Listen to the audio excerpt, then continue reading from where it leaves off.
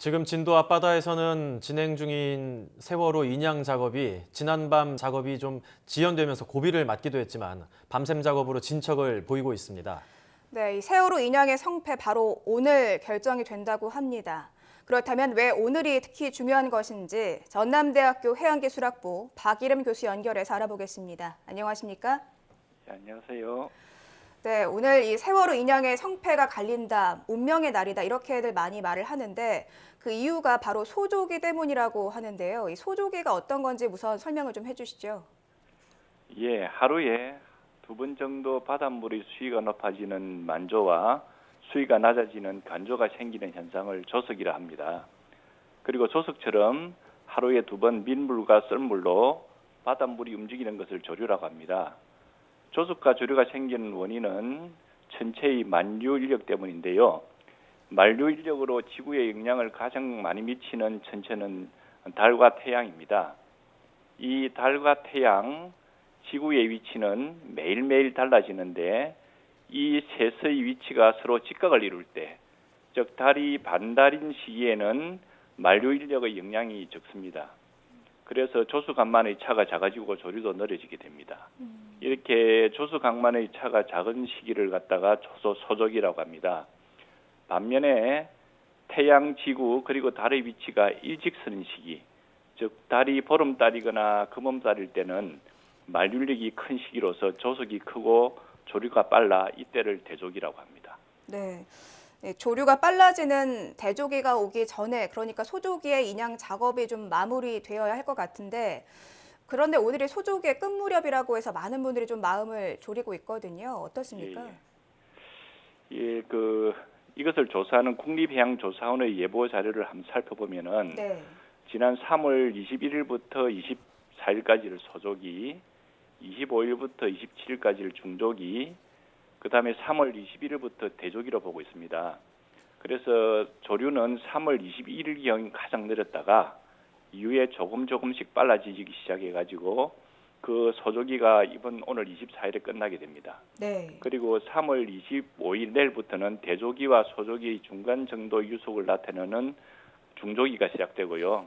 이후인 금음인 3월 28일경부터는 유속이 가장 빠른 시기인 대조기가 시작됩니다. 네, 소조기는 이제 오늘 끝나게 되고 내일부터는 중조기 그리고 대조기 점점 유속이 빨라진다 이런 말씀이신데 예. 그렇다면 오늘 소조기가 끝나고 이제 내일부터는 이 세월호 인양에 좀 어떤 영향이 있을 거라고 전망하시는지요?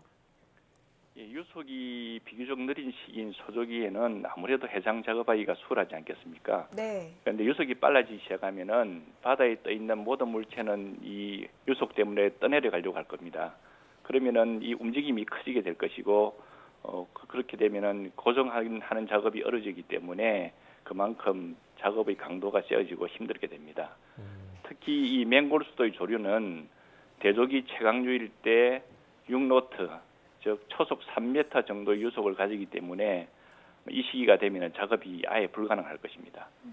대조기 최강류일 때는 초속 3m 정도의 유속이라고 하셨는데 그렇다면 뭐 안에 들어가서 몸을 가누지 못할 정도로 빠르지 않나 이런 생각이 들거든요. 지금 계속해서 유속에 대한 이야기를 하고 있는데 인양 시기가 지금으로 맞춰진 이유는 유속 말고 바람의 영향도 크다고요? 예, 그렇습니다. 겨울철인 2월까지는 중국이나 몽골 지역에 아주 차가운 고기압이 자주 출몰하기 때문에 이것은 북서 계절풍을 만들어냅니다. 이 북서 계절풍이 강하게 불면 우리나라 서해안은 풍랑이 일고 기상청은 폭풍주의보, 풍랑주의보 등을 이렇게 발효하게 됩니다. 이 강한 바람은 또 강한 파도를 만드는데 해상에서 강한 파도는 조류만큼이나 조류보다 더 작업을 어렵게 만드는 자연현상입니다. 그리고 이 파도는 풍파이기 때문에 주기가 대개 5초 이하로 짧아서 수면의 성강이 아주 빠르고 강하게 일어나게 됩니다. 이런 경우 인양 작업이 아예 불가능해집니다. 그러나 이제 봄이 오게 되면은 중국 쪽의 강한 고기압이 출몰이 좀 작아지고 강도도 작아지기 때문에 파도의 영향은 훨씬 나아지게 됩니다.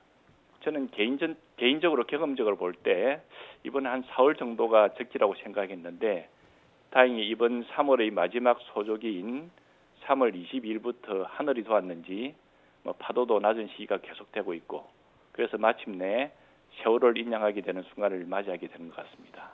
네, 소조기이기도 하고 또 바람의 영향 여러 가지를 봤을 때 지금이 적기인 것 같은데 예, 지금 이 세월호 인양 작업이 진행되고 있는 이 해역이 맹골수도라고 알려져 있습니다. 예, 앞서서 초속이 뭐 3m 정도 굉장히 유속이 빠른 지역이다 이런 말씀 주셨는데요. 이게 지형적 특성이 어떻길래 이렇게 좀 빨리 조류가 흐르는 겁니까? 이 맹골수도는 그 맹골도와 거차도 사이에 있는 물길적 수도를 말합니다. 네, 그러니까 이게 병목처럼 좁아지는 그런 효과가 있는 곳이죠. 네, 그래서 이제 유속이 빠를 수밖에 없는 곳인데 이 지명에 있는 맹골도가 이 그 명칭을 살펴보면은 맹수처럼 사나운 바다에 떠 있는 섬이란 뜻입니다. 그래서 예부터 조류가 빠른 곳으로 알려져 있습니다. 그래서 관측을 해보면은 초속 3m에 달하는 것으로 알려져 있습니다. 그리고 수심은 한 40m 정도 되고요.